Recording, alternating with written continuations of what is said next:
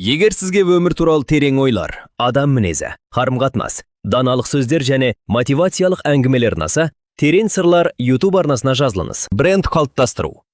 Бизнес жүргізгенде көп адам. Өнімің жақсы, бағасы төмен болса, клиенттер өзі-ақ келеді деп ойлайды. Бірақ шындық басқаша. Сен туралы ешкім білмесе, ең жақсы тауардың өзін сату қиын.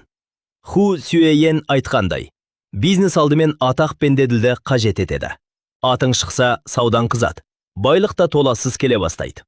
Мұндағы атақ деген өзіңді жан-жаққа мақтап көрсету емес.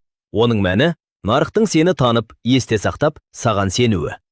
Бірдей өнім бола тұра, неге бір адам қымбат бағамен сатса да, клиенттері кезекте тұрады. Ал екіншісі бағасын түсірсе де, ешкім қызықпайды.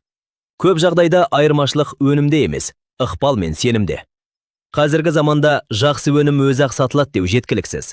Өйткені адамдар сенің өніміңді білмесе, оның қаншалықты жақсы екенін қайдан білсін?